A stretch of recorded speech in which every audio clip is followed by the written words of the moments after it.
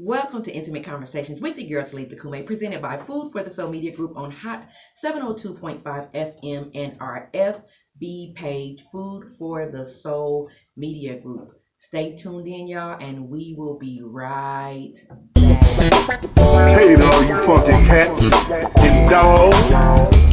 I'm here to introduce my man, Chris Orlay, from Orlay Worldwide. Just let him know how you feel, baby. He got these earrings on deck, they so smooth. They so right, they so ready. You see light, we see heavy. Oh, player. See your girl walking down the street with these on. And this is that Orlay theme song. You all you funky cats and groovy jive turkeys. You need to go and get your lady a pair of these while she working, yeah. Oh, it's that Orlay groove. Chris Orlay, from Orlay Worldwide. Welcome back, and thank you for tuning in this afternoon to Intimate Conversations with Talitha, presented by Food for the Soul Media Group here on Hot 702.5 FM and on our FB page, Food for the Soul, you guys. So this is a pre-recorded broadcast, and if you guys haven't already, go like our page, follow us on Instagram, and subscribe to our YouTube stations, Food for the Soul Media Group and Intimate Conversations. And remember, if you would like to be a part of our conversation, you can do so by leaving a comment on our Facebook page, and don't forget to hashtag us at hashtag Food for the Soul and Intimate Conversations, you guys. And first, I wanted to remind you guys about our first Las Vegas runway show coming this weekend, The Black Effect, this Saturday, November the 28th, Thanksgiving weekend, 6:30 p.m. Go to Eventbrite and get your tickets today. Look for Black Effect Orlay Worldwide, or find the link on our page or the Chris Orlay Collection FB page. And due to COVID, tickets are limited, so you might want to go get your tickets right now because we have a cap on how many people can be in the building.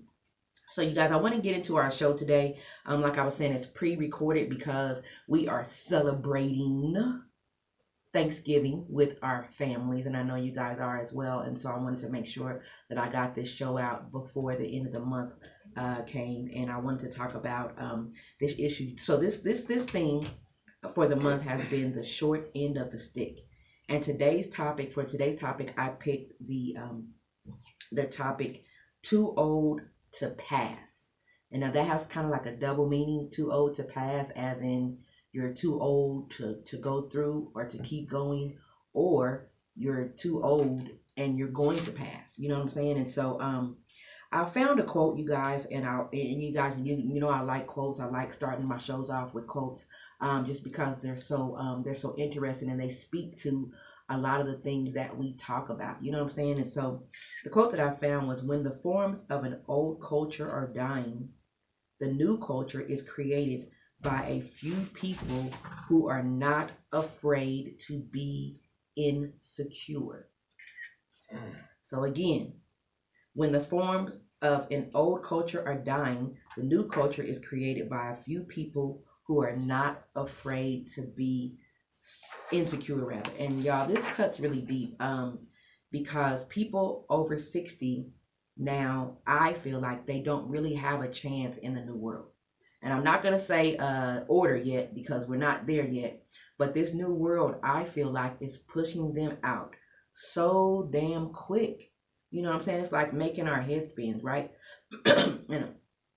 It says that some of the articles I found says over 95% of deaths, I guess with the COVID, I was talking about the COVID, are in people that are older than 60 years old.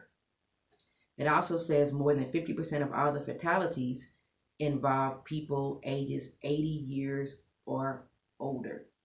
So with the COVID situation going on, you guys, I believe, this is my personal opinion, you guys don't have to believe it or not, that it was a direct attack on our elderly. because we knew that they were not going to be able to sustain. We knew that they were not going to be able to pass through this pandemic. You know what I'm saying? And I feel like I've said before, on many of my platforms, that it is an elevated, very, very strong strand of the flu, and that the people that are getting it, because the symptoms are like flu symptoms, some of them are other symptoms, but the main symptoms are like flu symptoms, and that our elderly are just they're not able to overcome it because of course, we said underlying issues, right? So it says that the percent of COVID-19 deaths accounted for by people 65 and older is consistently high and ranges from a high of 94% in Idaho, which is the top deaths for elderly is in Idaho. And then the lowest is in the District of Columbia, which is still 70%. So basically, when I did the research, it's saying that every single state, the highest rates of death has all been in elderly people. It's not been in, young people, middle-aged people, and even the statistics as far as African American or white, Asian, Hispanic, it's still been just 94% of elderly people. It's not really depending on race. You know what I'm saying? And so that's a hard pill to swallow, you guys. That's a hard pill to swallow, because if we lose our elderly, then what happens to us? You know what I'm saying? Like, who passes on the generational wealth? Who passes on the information? You know what I'm saying? That's given down to us from generation to generation to generation. In the earlier stages of the pandemic, I don't know if you guys remember the Texas Lieutenant Governor Dan Patrick. Lieutenant Governor Dan Patrick, a Republican, told Fox News, "Let's get back to living, and those of us that are 70 plus will just take care of ourselves." I'm not sure if you guys remember that. It was like a really, really big story, excuse me, around the time the pandemic first came out. And he said, what we're living in now, the circumstances as we try to beat this virus, is not sustainable. That the utter collapse of the country's economy, which many think will happen if this goes on much longer, is an intolerable result. And he was saying for his own part that he'd be willing to take a risk of getting the disease if that's what it took to allow the economy to move forward. And he said that because he's late in life, that he would perhaps be more willing than he might have been at a younger age, which seems to me to be an entirely reasonable viewpoint. And this is what this article was saying, that it seems to be an entirely reasonable viewpoint. When he was younger, of course, excuse me, he wouldn't have wanted to go through with saying that it doesn't matter that the 70-year-olds or the 70 and up or whatever, they just need to go ahead and fight it and be cool with dying. But now that he's older, he's saying that if it means the economy continuing to run, that he's willing to he's willing to take that risk. And so what are they really saying? The article was saying Donald Trump and the Republican Party are now openly willing to sacrifice those Americans they consider to be useless eaters, which is what the article called them. In this case, older people with pre-existing health conditions and anyone else who may die from the coronavirus pandemic. And the right-wing propagandist Glenn Beck told viewers of his Blaze TV show that Americans who are older should just go back to work and prepare to die. Even if we all get sick, I would rather die than kill the country. So this is from right wing. This is from Donald Trump's his regime. It's from the people that are in his regime that are almost, a lot of them are pretty doggone old. Even Trump, I don't know. I don't know exactly how old he is, but I know that he's younger than Biden, but he's pretty doggone old. I know he's in, I want to say he's in his 70s. I'm not sure if he's in his 70s. So he's in his 70s, you guys.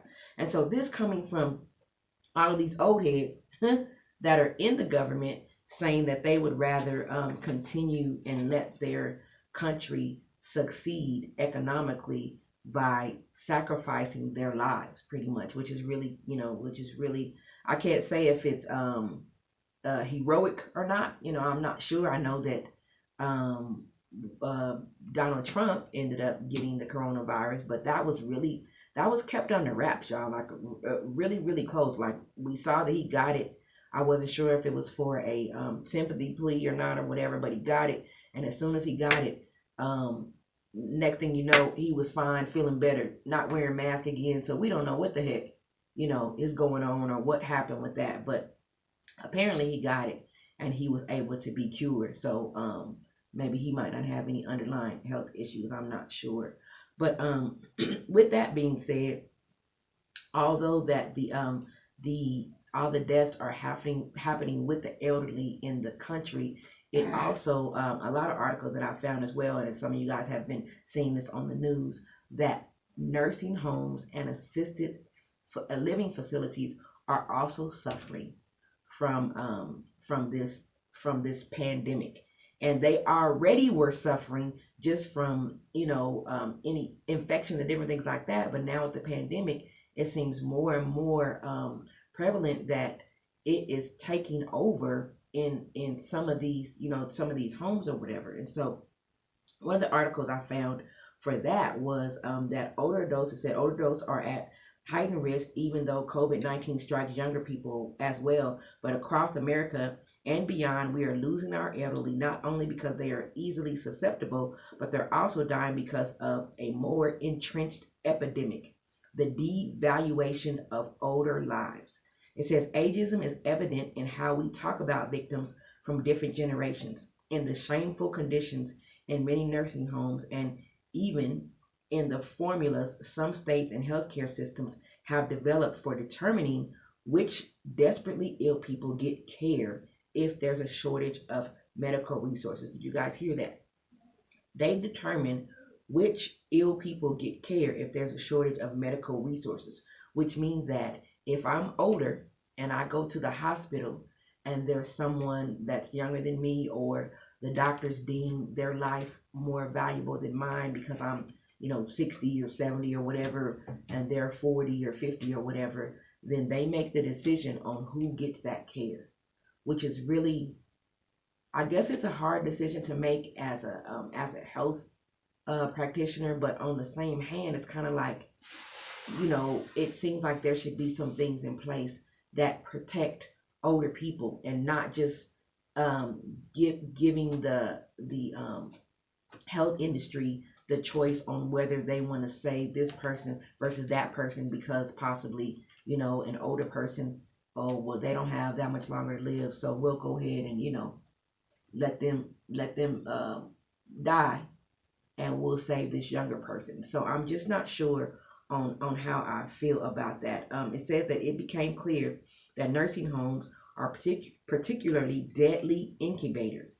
15 states reported that more than half of their COVID-19 fatalities were associated with long-term care facilities, you guys.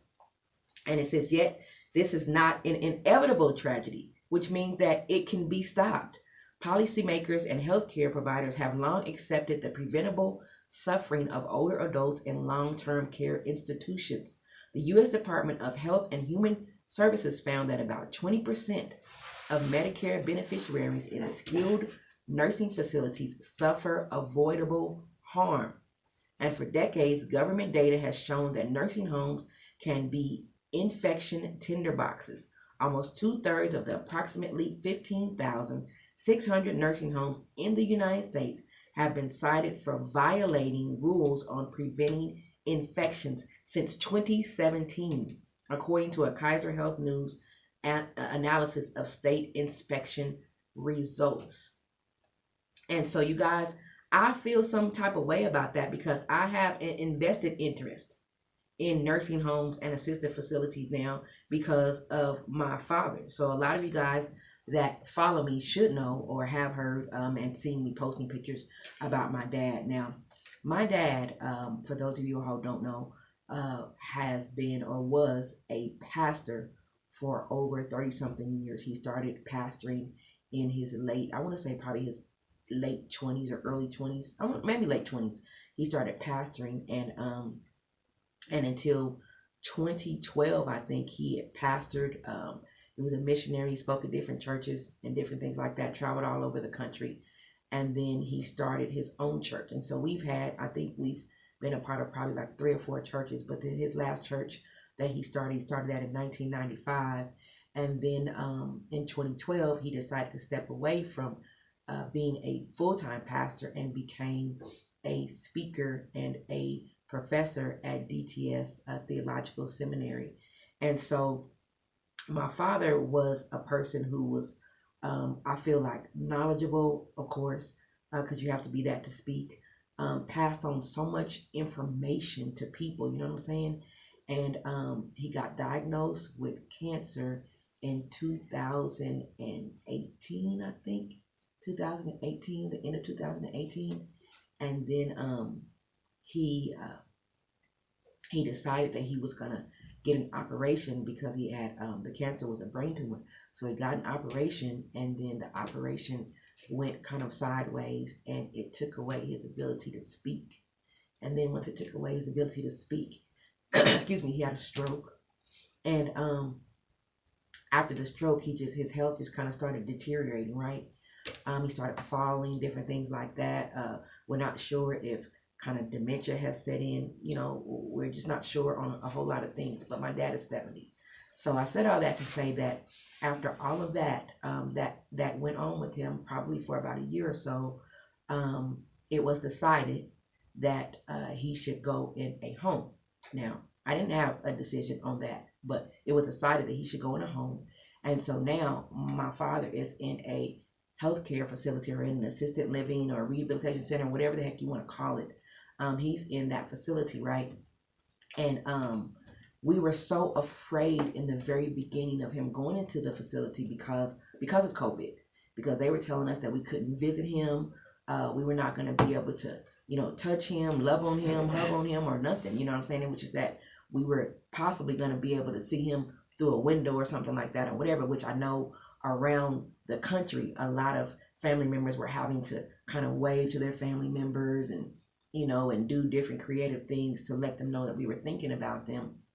But you guys, at the end of the day, I have a problem. I have a problem with him being in a facility where, statistics show that even though I know that you have well-meaning people and well-meaning employees that are there to kind of take care of the patients and different things like that, I just don't feel like they're ever going to be able to take as much care for the patients as their family members. That's my personal opinion. My personal opinion is that who better to take care of your family than your family? You know what I'm saying? And so I have a really, really vested interest in how nursing homes work, because now my father is in one. So I have to make sure that they're doing the correct things to make sure that my father is protected, to make sure that my father is taken care of, you know what I'm saying? But on the other hand, I feel like a lot of patients, and it's been proven that a lot of patients are dying off too because of no interaction with the outside world. So you sticking me in this nursing home and I don't have any interaction with anybody. I sit there all day, I watch TV, I eat a little bit, maybe I walk around, maybe I don't. And then after that, I go back and I get in my bed. And especially for people like my dad, because my dad, he lost his ability. He's not able to really walk anymore. And so he really is not mobile enough to do anything. But to me, if he was around his family, the least we could do is eat with him, talk to him, laugh with him, even though he's not able to speak, watch movies with him, different things like that, so he can enjoy the comfort of being around his family. And so I just, I can't say how I feel about that. Why are we so quick to throw the elderly community in the trash? I believe it's because a lot of them are not ready or willing to conform to this new way of life that they're trying to usher us into. They've been holding on to the days of old and traditions, and like they can't see anything else. Like they can't see having to move to the digital dollar.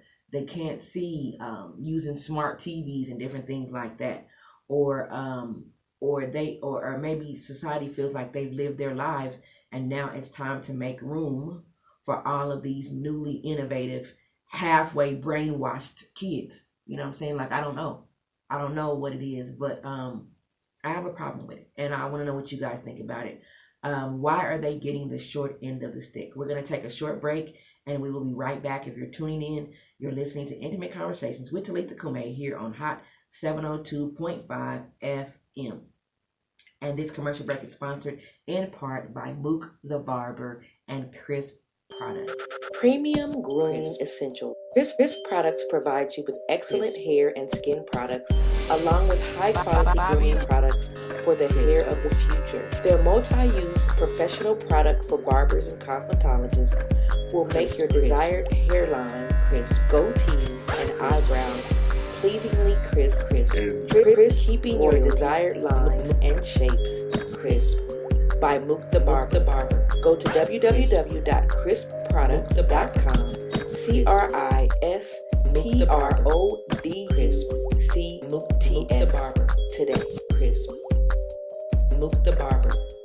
Crisp. Mook the Barber.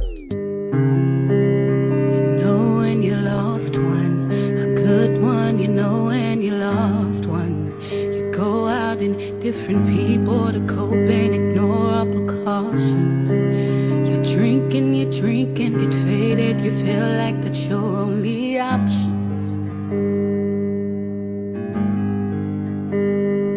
And if it's too late, I understand. Sometimes it's too late to make amends.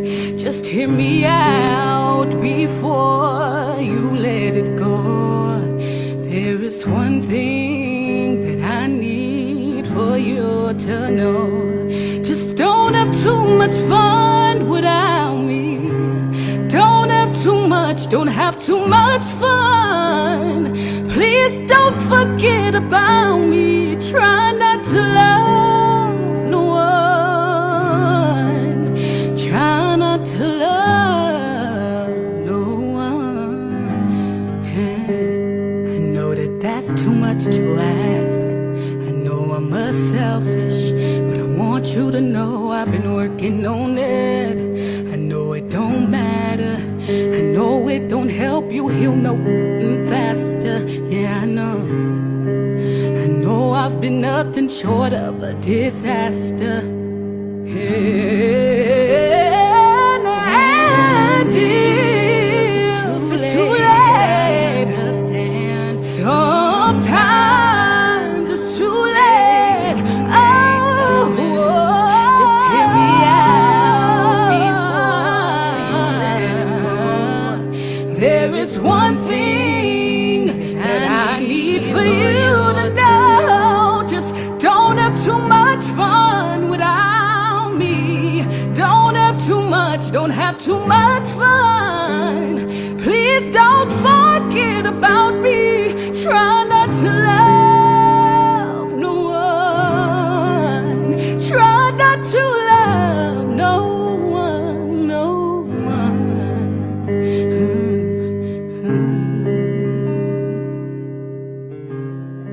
Welcome back to Intimate Conversations with Talitha Kume, presented by Food for the Soul here on Hot 702.5 FM, and I am your host, Talitha Kume. And so we are talking about the elderly community, you guys. Why are they getting the short end of the stick? And so I want to talk about some other reasons why I believe elderly Americans may be getting the short end of the stick. There are talks of Social Security cuts, which means that all of our family members that are living off of their SSI that helps to take care of them may be going away. The Congressional Budget Office released an updated budget outlook originally published in July of this year to reflect the impact the pandemic has had on the economy. In the report, the agency said that the budget deficit will reach a record $3.3 trillion this year and $13 trillion over the next decade. The national debt, which is projected to be 98% of gross domestic product this year, is also expected to surpass the levels of World War II next year, when it is expected to reach 104%. in 2021, you guys. And so the Social Security, it heavily relies on payroll taxes, you guys. So it's what we pay in, or what companies pay in for our payroll that allows us to be able to get Social Security.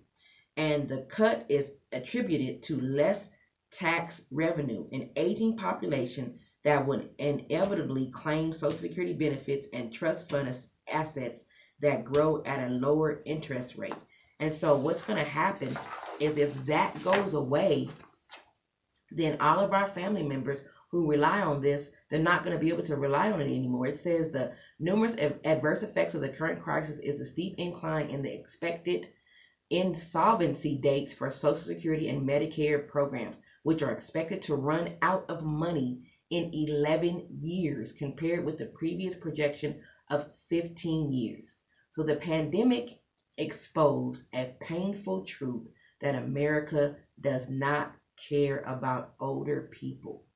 We speak of the elderly as expendable, and then we fail to protect them. So how will they live with no money coming in and no ability to get it? How are they going to make it? Another reason that I believe that the elderly are being pushed out, I believe that technology is playing an important part in the elderly being outcast.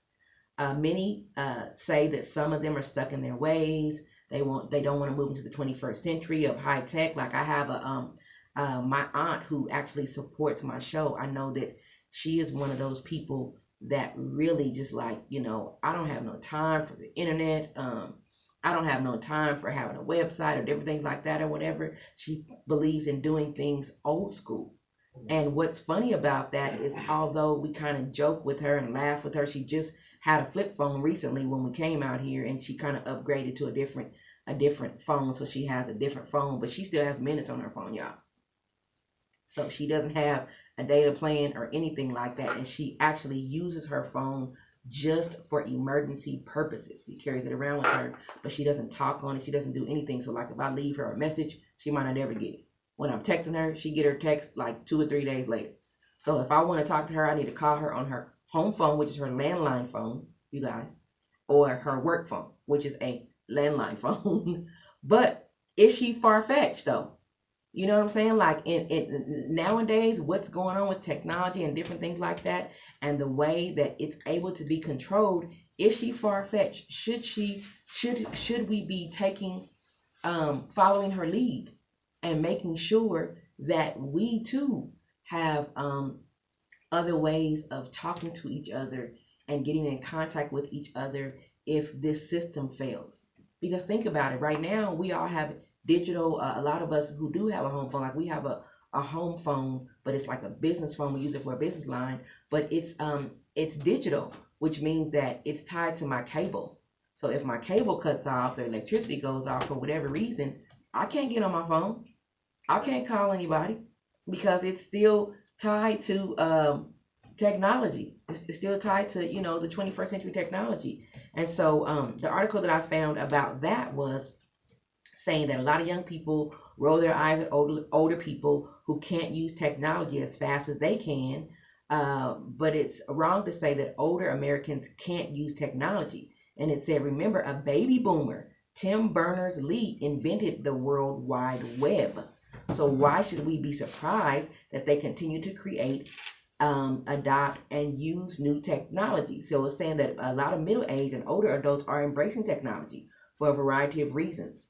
Recent national data reveals that Americans are more digitally connected than ever before, with approximately 70% of seniors now connected to the internet.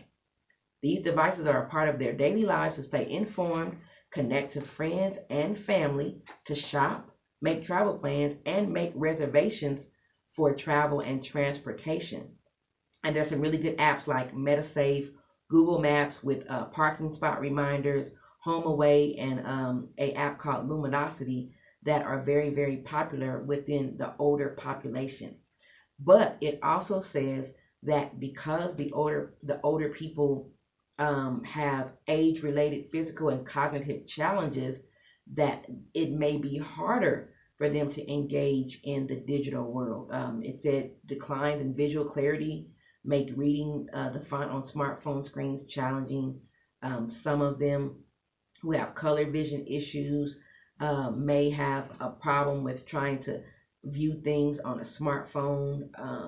It said that hearing loss is common for adults that are over 65, and as a result, older users may fail to hear alerts and soft, high-pitched pings that the device has, and then their hand-eye coordination may also make using the devices difficult, and then the finger swiping with them knowing how to use the finger swiping. And it's so funny, like I've been around, like we go around and I just kind of pay attention to people, and I look at all these videos, and then I look at people when we're out in public and see these babies and how they were taught. You got babies that know how to swipe and look at different things on the computer, you know, and it's so, 2-year-olds. and it's so crazy to me that they were taught how to do. They came into the world and taught how to do it, but we can't teach our elderly how to do it, or figure out how to function in that they need these type of things to stay connected. Like the article says, the 70% of them do, but the 30% that are out there that don't, why don't they?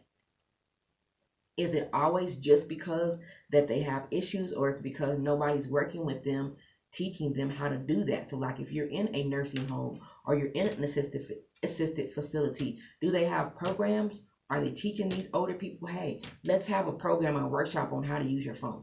Right. Let's make sure we get you a phone, and not just a raggedy old emergency phone, but a phone that will have the capability to do some of the things that our other their younger counterparts are able to do, and not just give them, you know, some old flip phone, or, you know, old outdated Motorola BlackBerry or something, and say, hey, use that.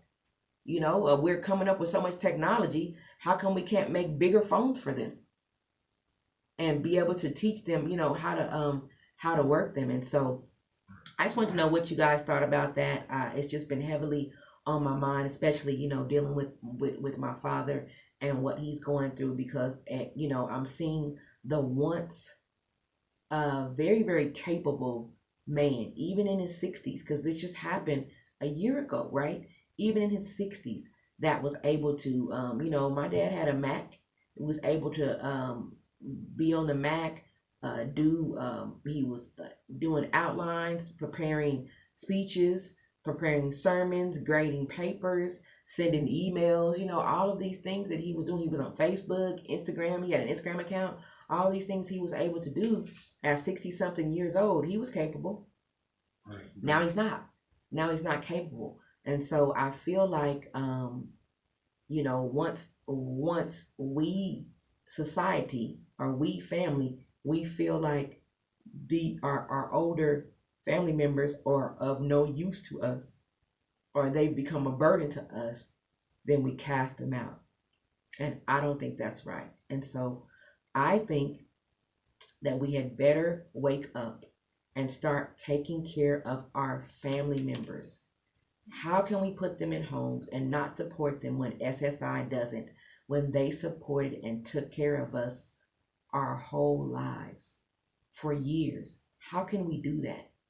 How can we turn around and put our parents in homes when they took care of us, and we're able-bodied and we're able to put them in a home because of them? Do you understand what I'm saying?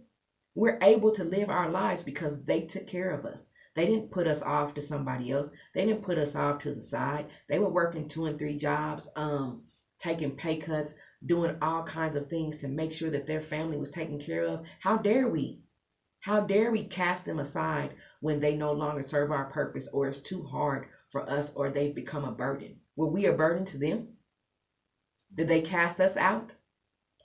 The American family used to be generations in the same household, loving and protecting one another. When did all of that change? Why are we so quick to get rid of them? We can't expect the government to take care of what's ours. That is our job. Yeah, I said it. It's our job. So the government, whatever they do, we shouldn't give a damn about what the government what the government does. It's all about you and your family circle. So what I'm saying is, all of you people that's listening, all you people that's tuning in, all of you guys gonna watch this as a playback, look within your family and see who needs help. See what elderly people, check on your family members that are elderly. Make sure that they're taken care of in this pandemic. If maybe you're a cousin, you have an auntie. Like for us, we came out here, and I wanted to be. Of course, we were coming out here for advancement in Bobby's career, but I'm out here now with my aunt, who is considered elderly, even though she's still working and she's still kicking and doing her thing. But now it's time for me to help take care of my aunt. You know what I'm saying? She's not my mom, but she's still no different than my mom. She was my mom's sister. You know what I'm saying? And she took care of us and helped take care of us when we were younger. She took care of me every summer when I used to go out there and spend summers with her. And so how dare I not be available to help take care of her, even though she has her own children. She has a son who helps take care of her. But how come I can't pitch in? What if something happens to him? He has his family. I have my family, of course. But why would we throw her to the side if she becomes a burden? Like right now, she's not. But if she becomes a burden. So I feel like we should be proactive. We should be proactive in setting up structures and putting things in place so that we can help our family members if or when they go on the decline. You know what I'm saying? So we know that age happens. It's what it is. We start to not be able to see, different things like that or whatever, health problems arise. But if we have something in place, knowing that that's going to happen, then we can make sure and ensure that we're able to continue to take care of them, you guys. So that's my 2 cents. We thank you so much for tuning in. Remember to catch us live every Friday, 1 o'clock p.m. Pacific Standard Time here on Hot 702.5 FM radio. Catch us live on MIXLR, downloaded from Google Play or the Apple Store. Watch us live on FB on Hot 702.5 or Food for the Soul Rewind Show on Anchor or Spotify at Food for the Soul Media Group. And make sure you subscribe to all of our social media outlets. And be sure to tune in next week for our last movie Monday of the month at 6 o'clock p.m. when Bobby B and I will be discussing the movie Sorry to Bother You. You guys, sorry to bother you. Go watch that before we talk about that. Our show has been sponsored in part by Moot the Barber and Chris Products, Isla Cole the Stylist, and Orlay Worldwide. It's your girl Talitha Kume giving you something to talk about, and we are out. 60% of the time, I rock Olay Worldwide. 100% of the time, winter is fast approaching, and I be reading books sometimes. Trying to prepare for the cold, I put my sweater on from Olay Worldwide. And I think anybody that's outside should rock Olay Worldwide. You can be a nerd, you can be eccentric, you can be a jock, you can be a queen chick, it don't matter.